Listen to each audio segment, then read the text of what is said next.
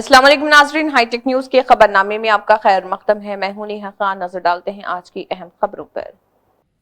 निजामाबाद जिले के बोधन म्यूनसिपालिटी में कॉन्ट्रैक्ट और आउटसोर्सिंग मुलाजमीन ने तनख्वाह के बकायाजात और दीगर मुतालबात के हक में म्यूनसिपल दफ्तर के सामने धरना दिया। मजदूर यूनियन ने 6 माह के PRC बकायाजात, PF, ESI और दीगर मसाइल की फौरी हल का मुतालबा किया। म्यूनसिपल कमिश्नर ने 3 माह के बकायाजात फौरी अदा करने और बाकी रकम आइंदा माह जारी करने की यकीन दहानी कराई, जबकि दीगर मुतालबात भी मुस्बित कार्रवाई का वादा किया।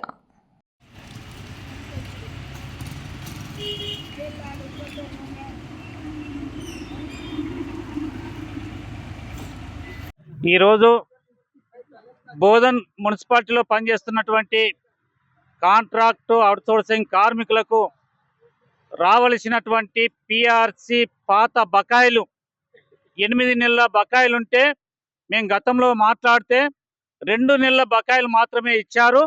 మిగతా బకాయిలు 6 నెలలు రావాలని చెప్పి మేము అడగబట్టి చాలా రోజులు అవుతుంది. దానికోసం ఈరోజు మేము మున్సిపాలిటీకి వచ్చి కమిషనర్ని కలిసి మాట్లాడడం జరిగింది. అవి ఆయన ఇప్పుడు 3 నెలలు ఈ నెలలో వేస్తా అని చెప్పి అన్నాడు.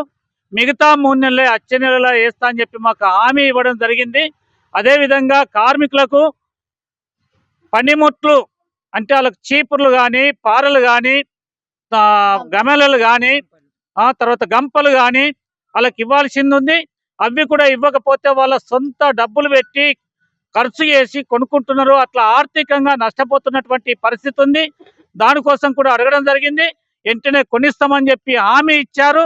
అదేవిధంగా ఇలా హెల్త్ బాగలేకపోతే, ఆరోగ్యాలు బాగలేకపోతే నెలకొకసారి మెడికల్ క్యాంప్ అనేటటువంటిది నిర్వర్తించాలి.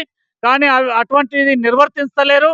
దాని మూలంగా వాళ్ళకి ఆసుపత్రి కూడా ESI ఆసుపత్రి ఇక్కడ సౌకర్యంగా లేకపోవడం మూలంగా నిజామాబాద్ పోవాలంటే పని సైట్ కొనిపోతే పని పోతుంది, అక్కడ సరిగా చూడట్లేదు.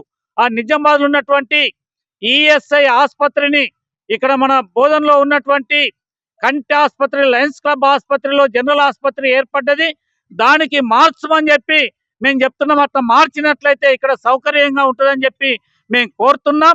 అదేవిధంగా కార్మికులకు PF కానీ, ESI కానీ, అలా UA నంబర్లు, అలా PF కట్ అవుతుందా లేదా ఎప్పటికప్పుడు చెకప్ చేసుకునేందుకు కూడా ఇక్కడ అడిగితే సరైనటువంటి చెకప్ లేక ఇబ్బందుల పాలవుతున్నారు. దాని విషయంలో కూడా చెప్పినాం. వీటన్నిటిని వెంటనే సౌకర్యాలని కల్పించాలని చెప్పి, సమస్యలని పరిష్కరించాలని, లేనట్లయితే పెద్ద ఎత్తున ఆందోళనకు పూనుకుంటామని చెప్పి మేము హెచ్చరిస్తున్నాం.